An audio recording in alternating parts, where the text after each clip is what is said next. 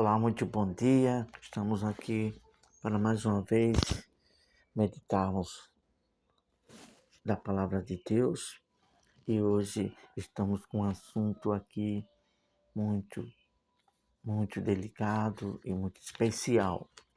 Este sábado, 28 de junho, tem como o tema, o assunto de hoje, o nosso coração e a soberania do nosso livre-arbítrio. Vamos iniciar orando a Deus. Ó Senhor, nosso Deus e Pai, em Tuas mãos estamos para meditarmos em Tuas palavras. Abençoe para a Tua glória, em nome de Jesus. Amém. Então vamos lá a meditar neste assunto que é de suma importância. O nosso coração é ele onde está as decisões, através do nosso querer, das nossas vontades, somos nós que damos a última palavra com respeito às decisões que temos que tomar nessa vida. Então, se o coração não tiver regrado, se o centro dele não tiver Deus como sendo o centro dele, com o temor e a sabedoria de Deus, dificilmente tomaremos decisões certas e corretas. Vamos lá então, vamos ler apenas um versículo básico dessa meditação, que é Gênesis capítulo 4, versículo de número 7, que diz o seguinte: se procederes bem, não é certo que serás aceito, se todavia procederes mal, eis que o pecado jaz à porta. O seu desejo será contra ti, mas a ti cumpre dominá-lo. Deus estava falando aqui com Caim, que ele e o irmão dele, Abel, resolveram fazer uma oferta, um sacrifício para Deus atentar e se chegar a eles. Por motivo do pecado dos seus pais, havia um distanciamento da comunhão de Deus para com eles. E aí, Abel ofereceu um sacrifício, uma oferta que foi agradável aos olhos de Deus, porque ele fez o melhor, ele deu aquilo de dentro do coração com prazer. Já Caim não fez da mesma forma. Por isso que Deus recebeu apenas o sacrifício de Abel. E aí Caim se irou. Entrou um desejo mau no coração dele. E Deus falou para ele essas palavras que estava já no coração dele. Deus conhece o coração, já estava um desejo mau. Mas aí Deus falou para ele que ele tinha que dominar aquele desejo e fazer o que era certo. E aí Deus iria abençoá-lo. Então, olha bem, vamos refletir bem direitinho neste versículo. Aí entra, desde o início, Deus ensinando que o homem tem o livre arbítrio.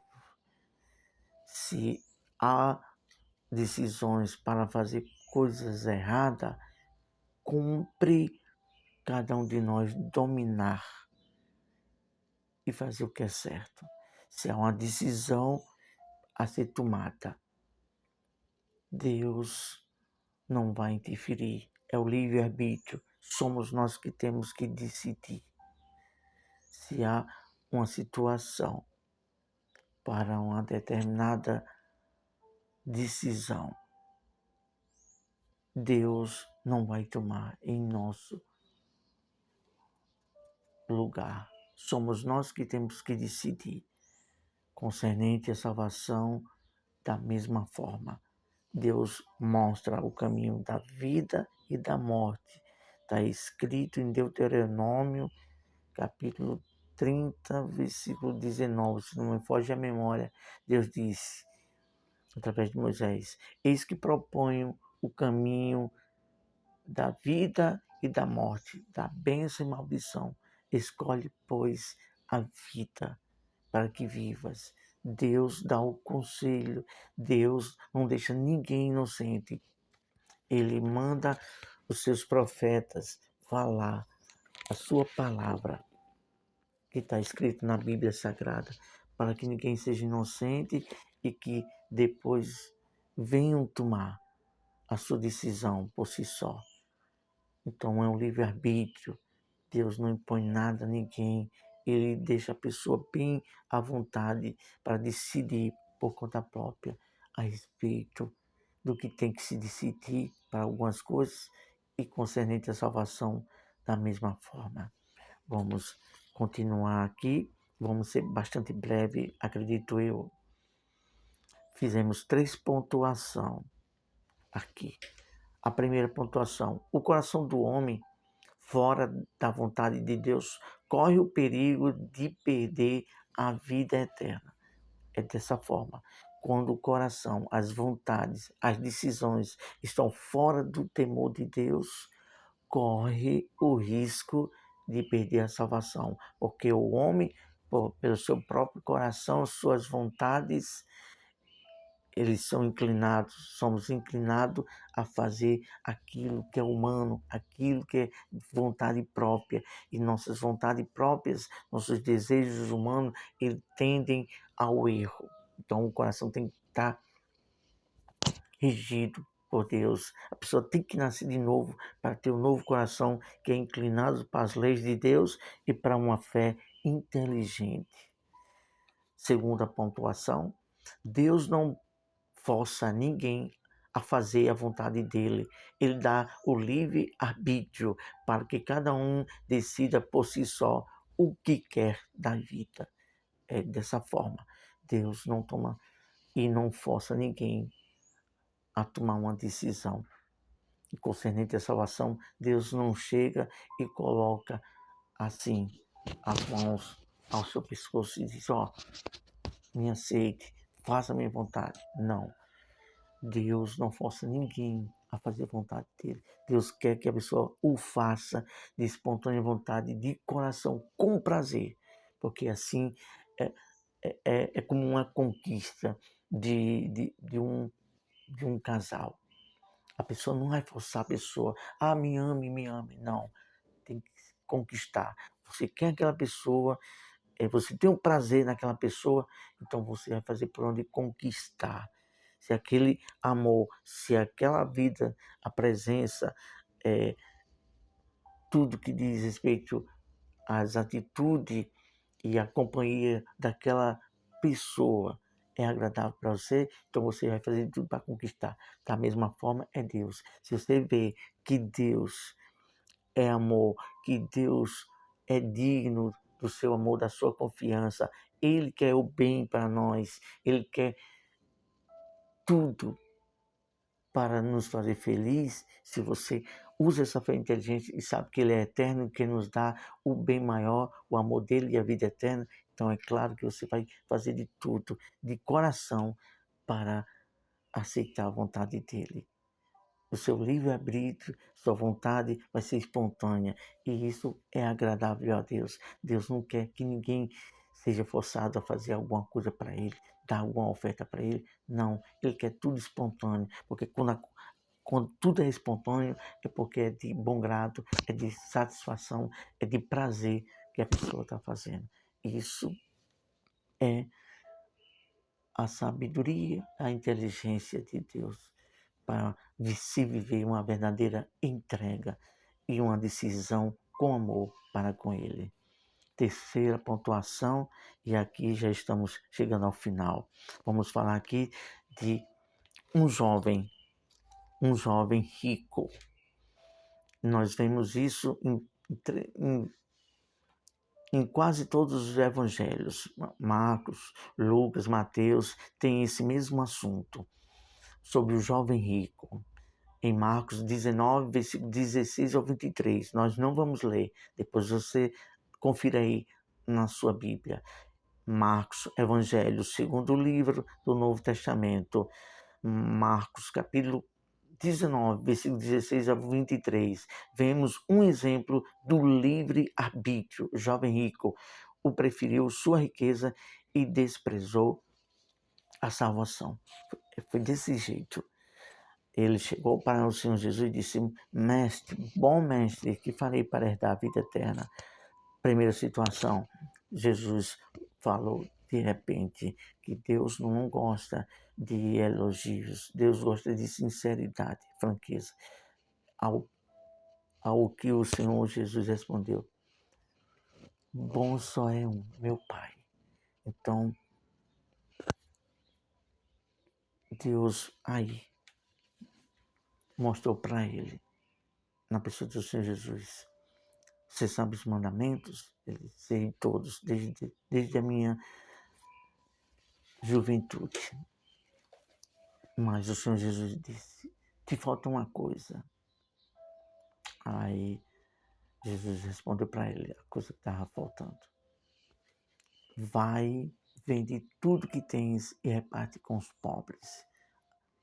Aí o Senhor Jesus foi ao ponto onde faltava ser trabalhado na vida dele, que era a avareza, o apego à riqueza, o apego.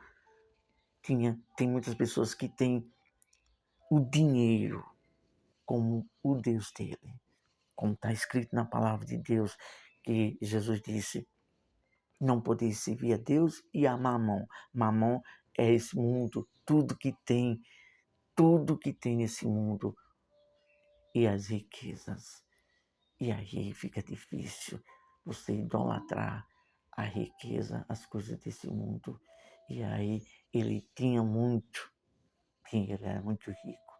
E saiu, virou as costas. Deus, na pessoa do Senhor Jesus, o amou, o desejava. Mas Deus não faz ninguém aceitar a salvação. Ele dá o livre-arbítrio. E aí ele foi-se embora. E Jesus não pôde fazer mais nada. É a escolha da pessoa. Tem pessoas que preferem ficar com as riquezas, com os bens deste mundo e não querer a salvação. Fazer o quê? É o livre-arbítrio. Concluímos com esta seguinte verdade: sua vontade em sua decisão é soberana. Deus não interfere nela. Vamos agradecer a Deus. Santo Deus e eterno Pai, esta é uma verdade nua e crua, o livre-arbítrio. O Senhor não força ninguém a te aceitar a salvação. O Senhor não interfere nas decisões. É a pessoa que tem que tomar. E tomada a decisão, não se volta atrás com referente à salvação. Meu Deus, tem misericórdia. Desperta nas pessoas, meu Deus, que a maior riqueza é a salvação, a vida eterna. Que tenha uma fé inteligente, desperte que a nossa alma é eterna. É questão de raciocínio e inteligência. Tem misericórdia, Senhor. No nome de Jesus, amém. Então, que Deus tenha misericórdia de cada um de nós e que venhamos ser conscientes. Somos um ser eterno, a alma. A palavra de Deus fala claramente: a alma que pecar, essa morrerá. Então, se a pessoa rejeita o sacrifício do Senhor Jesus na cruz, está rejeitando a sua própria salvação da alma eterna com Deus. Então, Deus é assim. Deus dá o livre-arbítrio. Cabe a cada um valorizar a sua oportunidade de vida eterna para com Deus. Porque está escrito em Hebreus capítulo 9, versículo 27. Depois da morte, segue-se ao juízo. Não há mais chance para você tomar outra decisão. Não há. A chance é agora. E você é quem vai usar. E a chance de usar o livre-arbítrio, sua escolha, com inteligência, com sabedoria. Deus abençoe a todos nós. Até a próxima, se assim o nosso Deus nos permitir.